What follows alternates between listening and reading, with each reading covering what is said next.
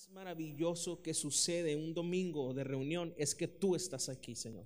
Tú eres verdaderamente a quien venimos a adorar, a quien venimos a exaltar, a agradecer, Señor, y a quien venimos a escuchar. Y yo te pido que tú uses hoy mi voz, mi boca, para que tu pueblo sea alimentado, tu pueblo sea edificado, y todos los que estamos aquí recibamos la porción que tú quieres para nosotros. Te doy toda la gloria, toda la honra a ti, Señor.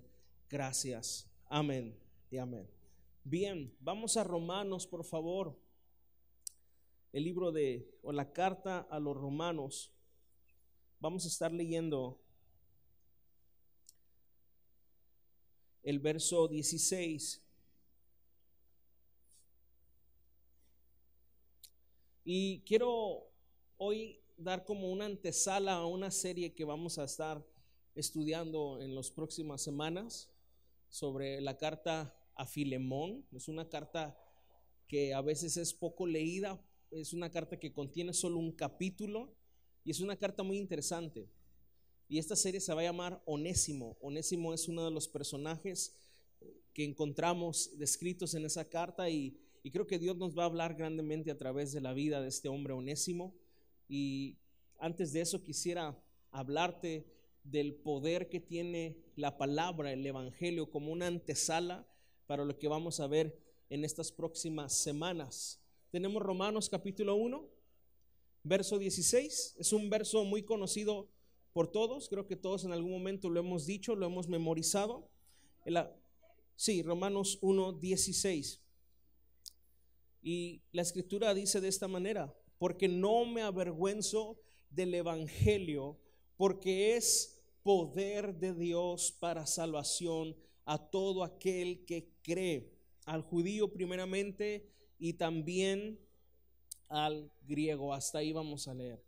Pablo, antiguamente o anteriormente a esto, el perseguidor de la iglesia, aquel hombre que literalmente quería asesinar a los cristianos, odiaba el cristianismo y todo lo que tuviera que hacer en contra del cristianismo, Pablo estaba ahí. Ahora lo vemos convertido al cristianismo. Ahora lo vemos profesando una fe cristiana y haciendo una declaración maravillosa: porque no me avergüenzo del evangelio, porque es poder de Dios para salvación a todo aquel que cree. ¡Qué palabra! Qué maravilla que este hombre ahora pueda usar su boca, sus labios para decir esto. Si nos vamos a la conversión o al momento en el que Pablo se encuentra con Cristo, tendríamos que irnos a el libro de Hechos capítulo 9 y conocemos la historia. Sabemos que Pablo iba o en un caballo o en un burro, muy probablemente más era un caballo, ¿verdad? Y Pablo iba con planes de perseguir a la iglesia, de perseguir cristianos, cuando de repente, en el momento menos pensado, bajo la circunstancia menos planeada, Jesús se le aparece. Un destello, una luz tan incandescente arroja a Pablo del caballo, lo deja ciego, y dentro de esa luz una voz que le llama y le dice: Pablo, Pablo, Saulo, Saulo, dura cosa te es dar coces contra el aguijón. Pablo, Saulo, Saulo, ¿por qué me persigues? Y Pablo, cuando escucha esa voz, él tembloroso y lleno de escamas en sus ojos, le contesta a Jesús: Señor, ¿qué tú quieres que yo haga? Y esas son palabras asombrosas. Un hombre que odiaba a Jesús, un hombre que no quería nada con Jesucristo más que matar a sus seguidores, ahora le llama Señor a Jesús. Y me encanta esta historia porque Pablo literal con su vida misma puede enseñarnos el poder que tiene el evangelio para cambiar y transformar una vida. Él mismo había sido transformado por el poder del evangelio. En la circunstancia menos planeada, en el momento que quizá que menos pensó, así como quizá muchos de los que están aquí en algún momento pensaron que nunca iban a entrar a una iglesia cristiana, que nunca iban a cantar un canto. A lo mejor aquí hay gente que dice: no, cuando yo entre a la iglesia se va a quemar la iglesia. Más de uno hay aquí que a lo mejor dijo eso. Más de uno quizá hay aquí que decía: yo jamás voy a entrar a la iglesia cristiana. Quizá más de uno hay aquí que criticaba la iglesia cristiana, o que inclusive se identificaba como alguien que no creía en Dios. Y hoy está aquí. Y hoy levanta sus manos. Y hoy confiesa a Jesús como su Señor. Porque Dios usa las circunstancias a veces menos pensadas. Dios actúa en el tiempo que menos pensamos para venir a nuestras vidas, encontrarse con nosotros y hacernos ver que Él tiene un llamado para nuestras vidas, hacernos ver que Él tiene un plan, un propósito para cada uno de nosotros, no importando el contexto en el que venimos, no importando la situación en la que estamos pasando.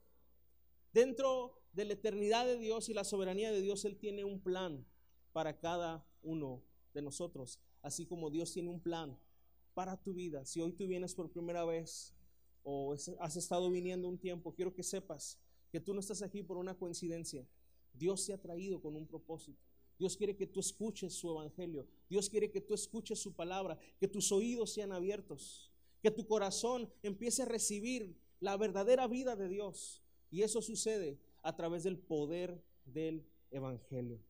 Pablo expresa estas palabras. No hay vergüenza para él. Él en este momento que escribe estas palabras está preso en Roma. Él está encarcelado en esa ciudad tan grande, en Roma.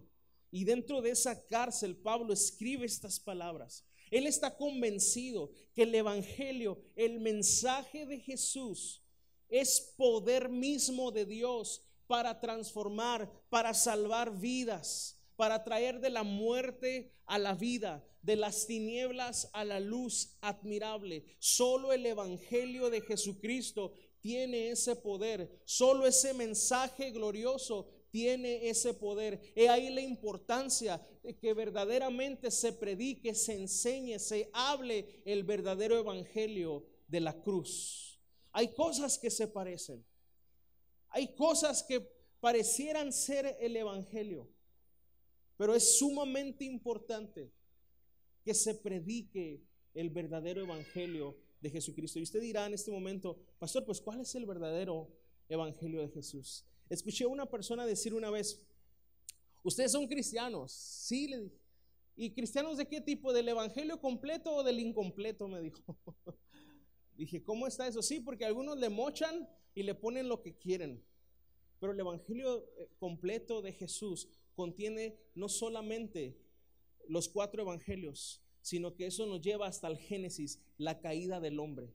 ¿Por qué el hombre necesita ser redimido?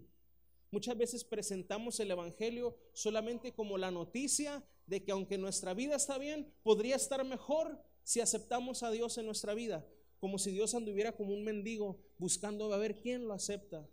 Ese no es el evangelio. El evangelio de Cristo muestra al hombre sin opción, al hombre totalmente perdido, en una depravación total, en una situación donde su corazón está lejos completamente de Dios, sin ninguna alternativa más que la preciosa sangre de Cristo, sin ninguna alternativa más que una decisión de escuchar el evangelio de Jesús y creer en ese mensaje para verdaderamente ser salvos. Así que hoy quiero hablarte de cómo Dios ha hablado a la humanidad constantemente.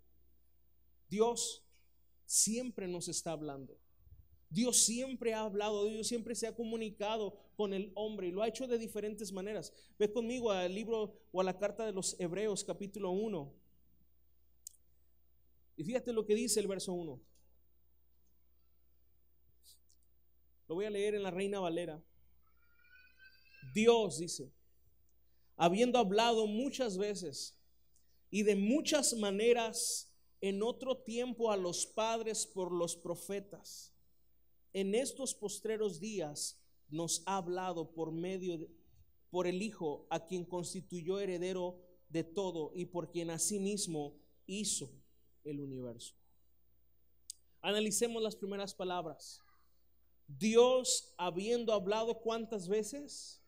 Muchas veces y de muchas maneras en otro tiempo a los padres por los profetas. Las maneras en las que Dios ha hablado a la humanidad son varias.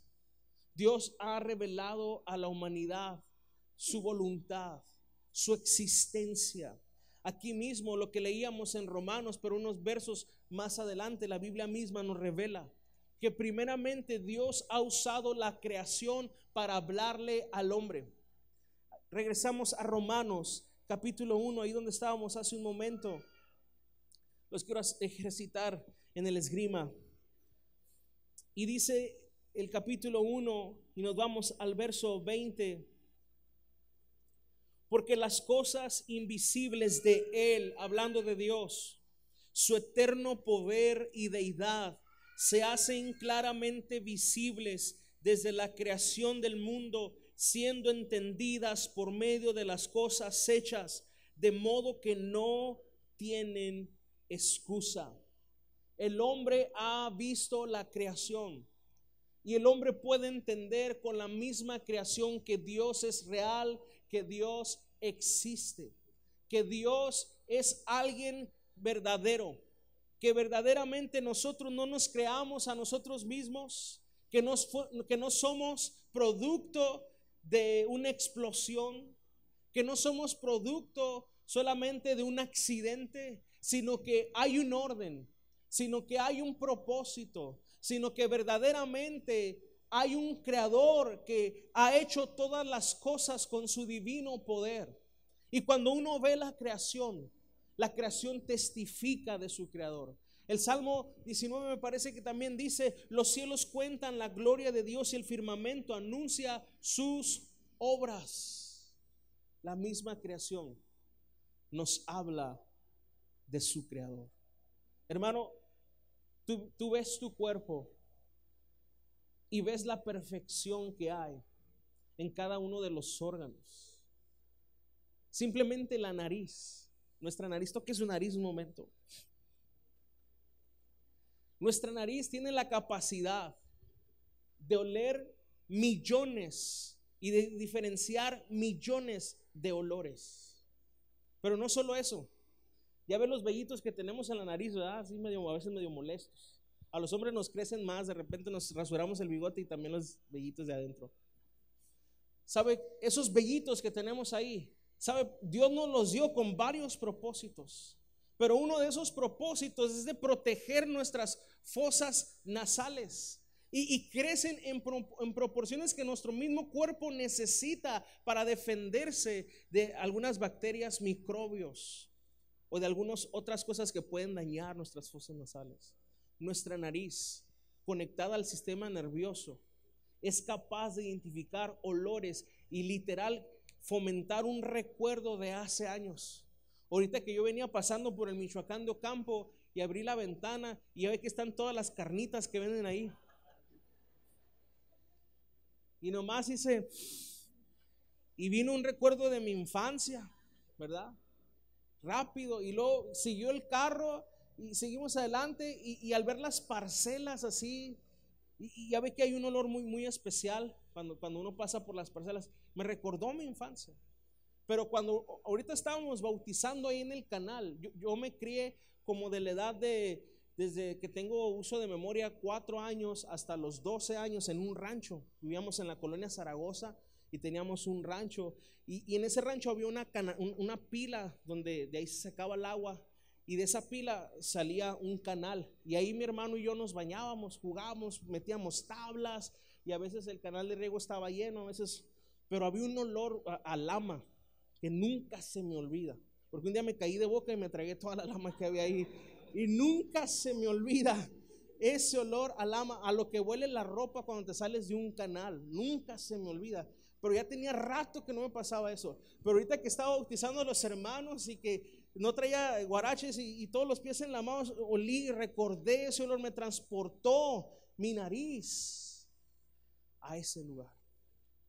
Hermano, eso no puede ser solo una casualidad. Hay un creador que es más poderoso de lo que tú y yo creemos. Dale un aplauso al Señor. Mira a Dios. Yo no soy médico. Si hubiera un médico, a lo mejor aquí alguien de ustedes pudiera subirse y hablarnos un poco más de anatomía, de las características de las partes de nuestro cuerpo, y quedaríamos asombrados. Pero lo que sí te puedo decir es que nos quedamos cortos, sumamente cortos, a describir a nuestro Dios. Y la creación misma se queda corta al expresar y hablar de su creador. Es por eso que, regresando a Hebreos, dice: Dios nos ha hablado muchas veces y de muchas maneras a nuestros padres a través de los profetas, pero hoy nos habla a través del Hijo. Entonces, Dios nos ha hablado a través de la creación, pero Dios no paró ahí. Dios trató con los patriarcas Abraham, Isaac, Jacob. Dios se reveló a ellos. Dios les dijo los planes que Él tenía para la humanidad. A Abraham le dijo: haré de ti una nación grande. Pero no fue hasta que Dios levantó un hombre llamado Moisés que Dios le dio las tablas de la ley. ¿Recuerdas esa historia? En el monte, cómo Dios, de una manera escrita en piedra, le revela su voluntad para la gente y le dice: estos son los 10 mandamientos que yo te he hablado. Si tú los obedeces, vas a tener bendición. Pero si tú los desobedeces, va a venir maldición sobre tu vida y va a venir juicio sobre tu vida. Y nosotros hemos aprendido en esta casa, en Abba, que la ley es buena porque la ley muestra el carácter justo de Dios. Pero la ley tiene un problema, o más bien nosotros tenemos un problema con la ley. Nosotros no podemos cumplir la ley. Somos incapaces de cumplir al pie de la letra la ley.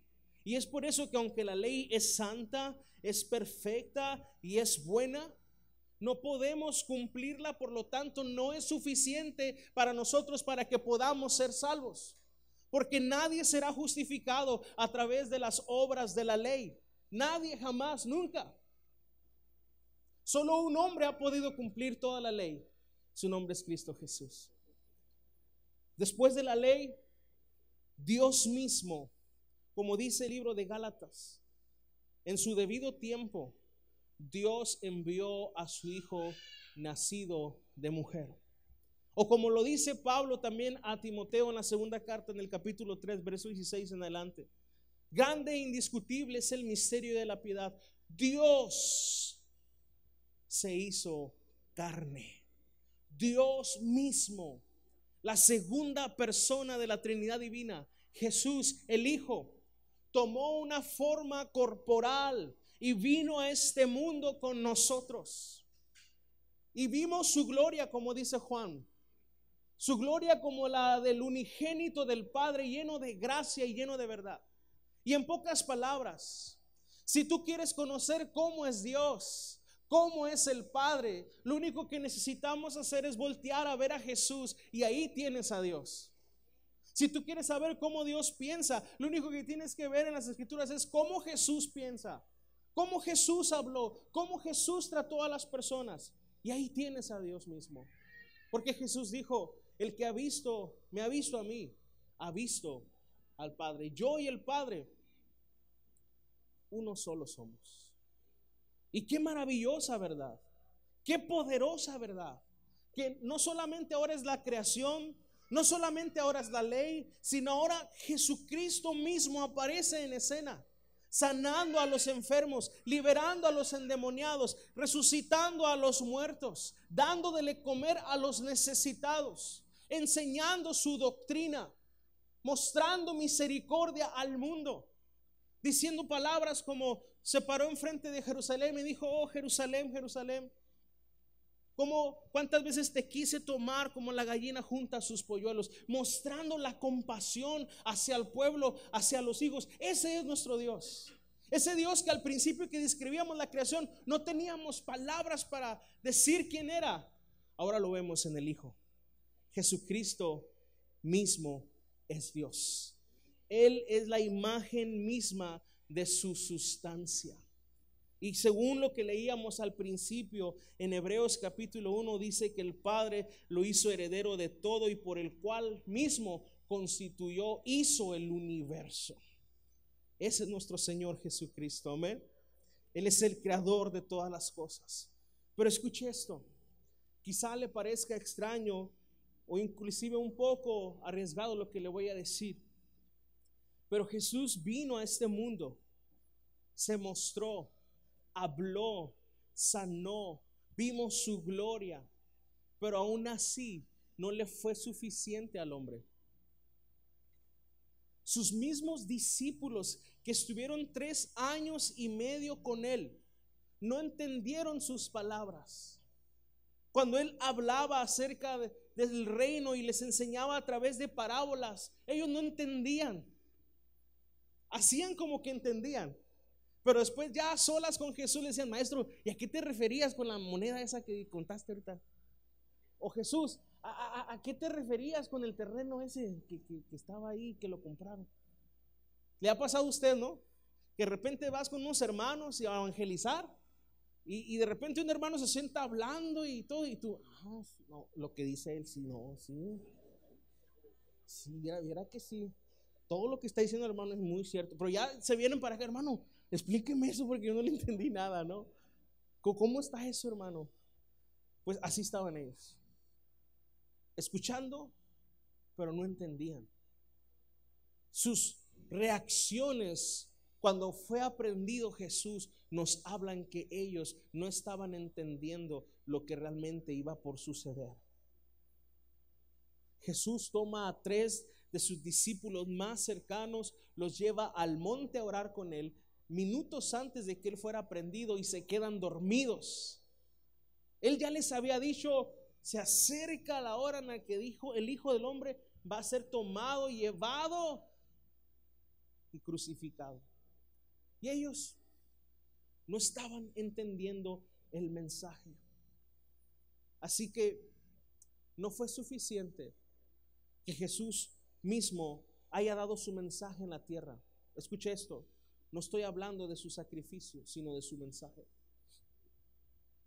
Y es por eso que vamos a 1 de Corintios capítulo 1.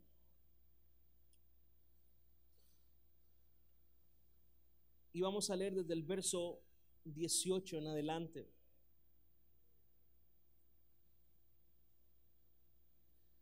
Dice así el apóstol Pablo a la iglesia de Corinto: porque la palabra de la cruz es locura a los que se pierden, pero a los que se salvan, esto es, a nosotros, es poder de Dios. Pues está escrito: destruiré la sabiduría de los sabios y desecharé el entendimiento de los entendidos. ¿Dónde está el sabio? ¿Dónde está el escriba? ¿Dónde está el disputador de este siglo? ¿No ha enloquecido Dios la sabiduría del mundo?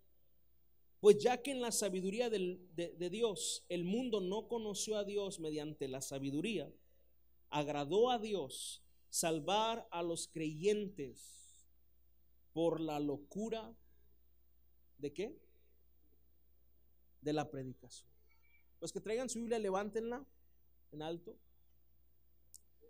De todas las maneras posibles en las que Dios pudo salvar al hombre, Dios decidió salvarlo a través de la locura de la predicación de ese libro que usted tiene en las manos.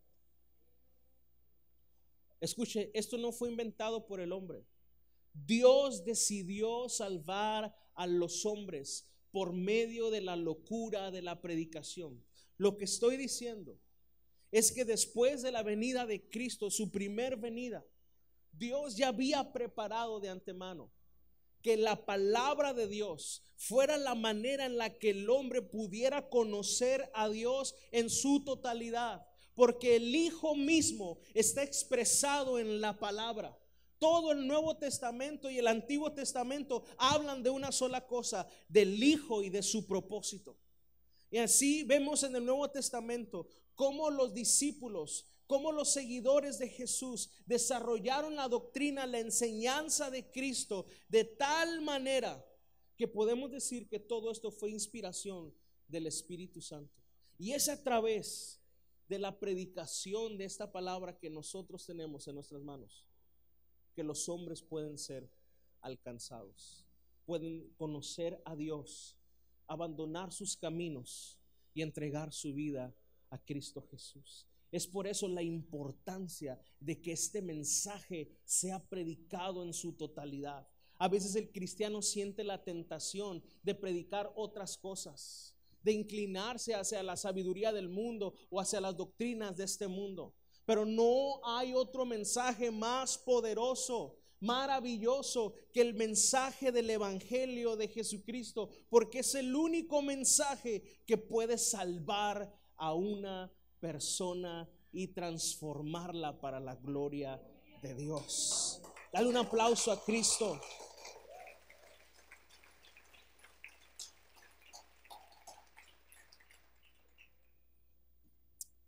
Romanos 10.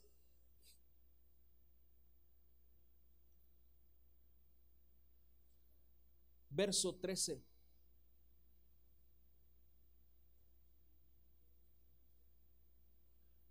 Dice, porque todo aquel que invocare el nombre del Señor será salvo. Verso 14. ¿Cómo pues invocarán a aquel en el cual no han creído? Escuche bien esto. Para que una persona pueda invocar el nombre de Jesús, mire, este es uno de los textos que ha causado mucha controversia a lo largo de la historia del cristianismo y sobre todo en la iglesia moderna. Muchos creen que si alguien va por la vida y de repente nunca recibió a Jesús en su corazón, nunca le dio lugar a Dios en su vida, pero el día que iba a morir dijo, ¡ay, Señor Jesús!, y se salvó. Yo quiero decirle que eso no significa ese texto. La palabra invocar es una palabra profunda. Para que una persona pueda invocar el nombre de Cristo, primero habla de una comunión con Cristo, de una relación con Cristo, de una fe en Cristo. Cuando tú invocas a alguien, tú estás llamando a alguien. Nosotros como cristianos podemos invocar el nombre de nuestro Señor. De hecho, cuando nos reunimos, cuando oramos, invocamos su santo nombre. Y decimos, Señor Jesús, y tú le estás llamando y sabemos que Él se hace presente, hermano. Quizá tus ojos carnales no lo ven, pero la promesa del Señor es que Él está aquí y sentimos su presencia, hermano.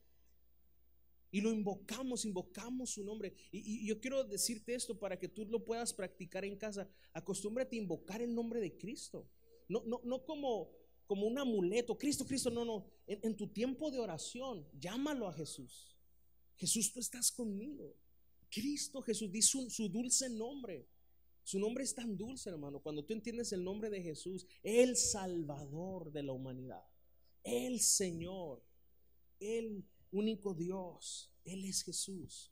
Entonces dice, ¿cómo pues invocarán a aquel en el cual no han creído? ¿Ves? Primero hay que tener una fe para poder invocar. El problema es que cuando tomamos un texto y lo aislamos del contexto, podemos caer en un error doctrinal. Pero la Biblia nunca se contradice. Para entender el verso 13 hay que entender el verso 14. Primero dice, ¿cómo van a invocar en el cual no han creído? Primero necesitas creer que Jesús es el único camino, la verdad y la vida. Solo una persona que está realmente convencida de que Cristo es el único camino, que Cristo es el único Señor, que Cristo es Dios mismo, es aquel que va a invocar su nombre. Porque no se trata solamente de nombrarlo. Cuando tú invocas el nombre de Cristo, lo haces con fe, creyendo en Él. Dice el verso siguiente, ¿y cómo oirán sin haber quien les ¿qué? Les predique? No es como, Señor, mándales un ángel allá que les hable, que se aparezca un ángel, Señor. Oiga, pastor, ¿no sería más fácil? Yo razono y medito y digo, ¿qué necesidad de los misioneros? ¿Que Dios no tendrá poder para que en China, en los países donde hay tanta necesidad, donde se prohíbe el evangelio, mandar ángeles y que los ángeles se les aparezcan y entonces puedan creer en Dios? Mire, la escritura dice, y Pablo lo enseñó así, que si aún un ángel se apareciera y predicase otro evangelio, fuese anatema. ¿Qué quiere decir eso? Que ahorita en este tiempo Dios no va a usar ningún ángel, ninguna forma angelical, ninguna aparición en un sartén, en un árbol, en una luna, en un chicle, en un taco, en ningún lugar para hablar a una persona y llevarlo a Cristo. Él estableció, como volvamos a Corintios, la locura de la predicación para que el sabio, el que se cree mucho, dice, no, todos los religiosos son ignorantes, si ellos supieran. Dice ahí mismo Pablo, Dios hizo que la sabiduría humana, la del hombre, quedara en vergüenza, porque Dios decidió de lo vil y menospreciado escoger gente como nosotros que puede creerle a Dios, puede creer que Jesús, este hombre humilde que nació de una virgen y que creció siendo un carpintero, un hombre no famoso, ese fue el instrumento que Dios usó. Fue Dios mismo en esta tierra, muriendo por los pecadores, por los pecados del mundo, para salvarnos. Hermano, yo sé que eso suena a una locura, y así le llama la Biblia la locura del evangelio. Pero regresando al principio, Pablo dijo, yo no me avergüenzo del evangelio, porque es poder de Dios. Para los que se salvan, esto es poder de Dios. Para el mundo quizás sea una locura. Quizá en tu casa no te bajan de loco, de fanático, de absurdo, de hipócrita, pero no te preocupes por lo que diga el mundo si tu nombre está escrito en el libro de la vida. Dale gracias a Dios por eso. Dale gracias a Dios por eso. Gloria a Cristo. Pero regresando al punto, dice, ¿y cómo oirán sin haber quien les predique? Dios usa personas como usted y como yo para comunicar ese mensaje poderoso de salvación. Hermano, tú portas el mensaje más poderoso que ha existido y existirá. Tú portas, hermano, no solo en tu brazo, sino dentro de ti, por la revelación de Jesucristo dentro de ti en tu espíritu, ese mensaje glorioso. Y Dios desea usarte para comunicar ese mensaje que Dios particularmente ha dado a sus hijos para comunicarlo.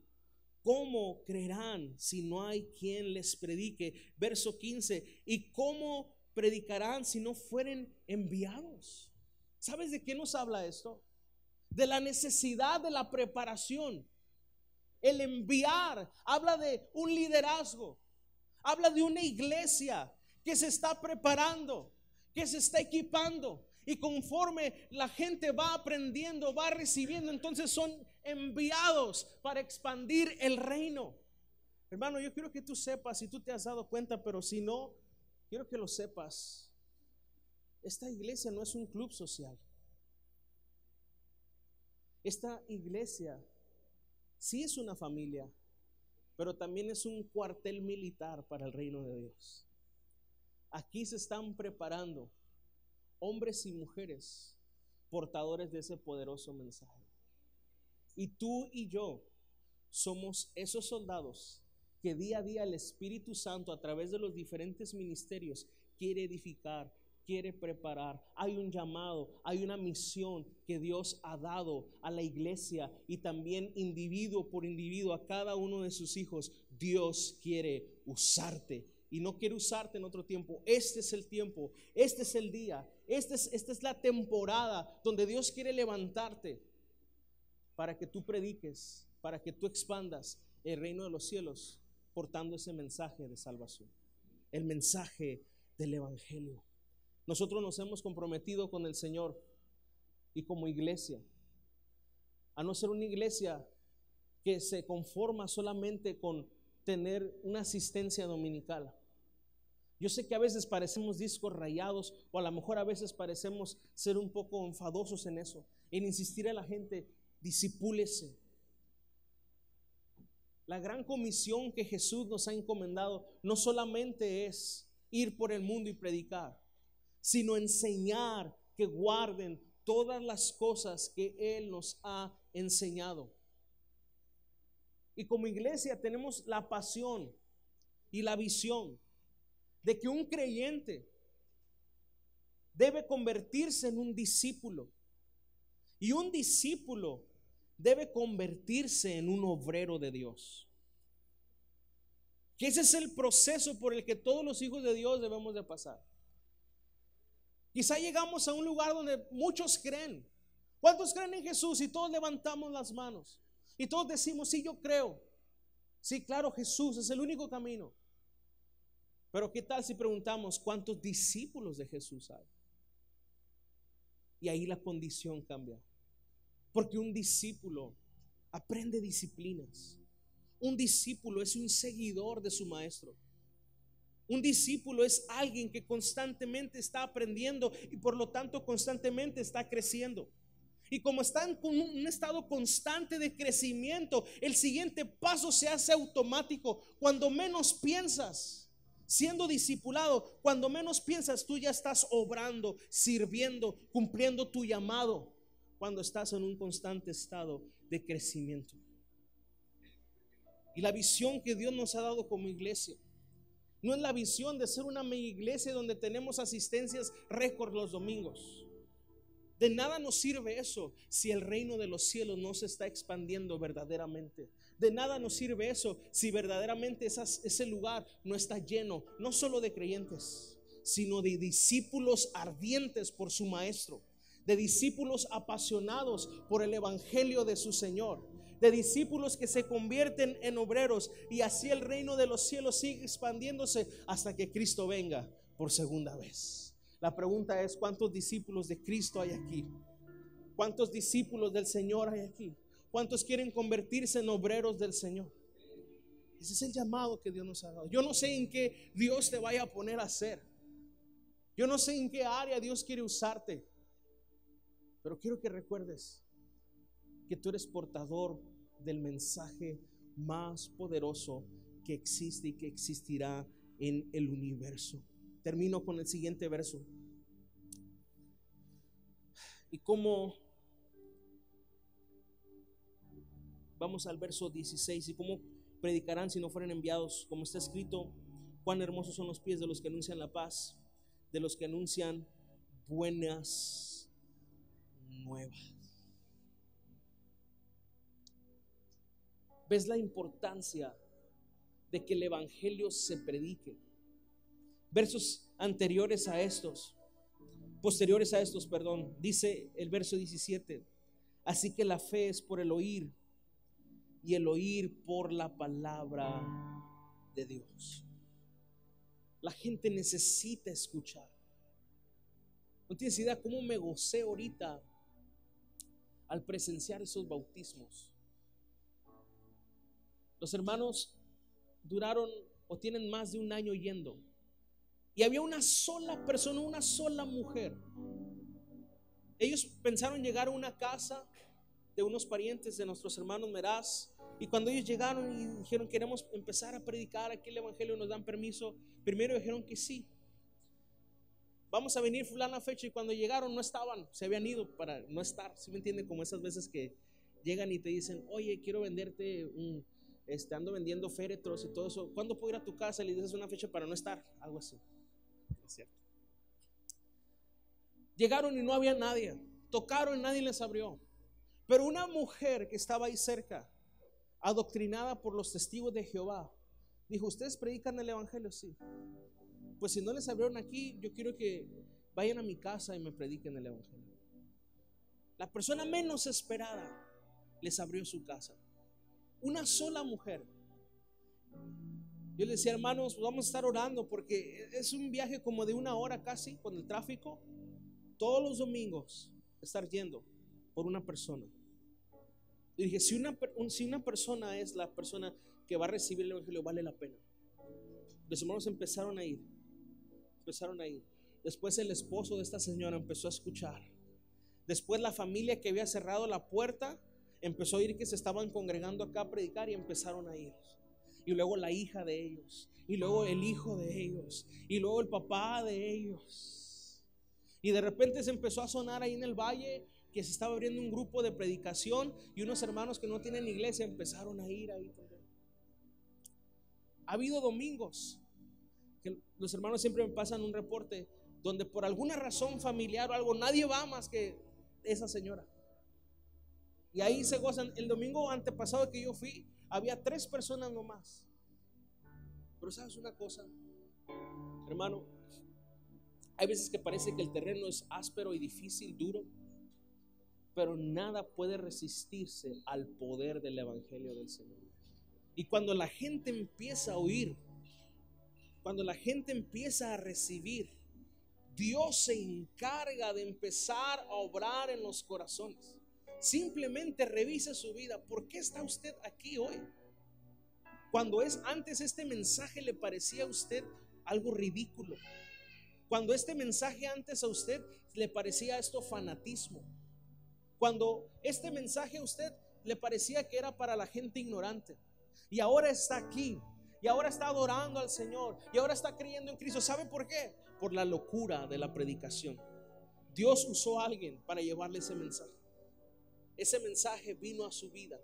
Y el Espíritu Santo de Dios obró dentro de usted para convencerlo de pecado, de justicia y de juicio. No sabemos cómo ocurrió, nunca lo vimos dentro de nosotros. Simplemente sé que ahora estoy aquí adorando y confesando a Cristo como Señor de mi vida. Y lo mismo está sucediendo en la colonia Elías. Hombres y mujeres recibiendo la palabra de Dios y viendo cómo sus vidas son transformadas por ese mensaje poderoso y precioso. Hermanos, no calles. Predica a tiempo y fuera de tiempo. No te equivoques en pensar que la iglesia es un lugar al que vamos para ir, para ser mucha gente. La iglesia, escucha esto, la iglesia no es un lugar al que vamos. La iglesia es algo que somos. Somos la iglesia de Cristo. Y la iglesia de Cristo tiene la encomienda de predicar el glorioso evangelio de nuestro Señor Jesucristo.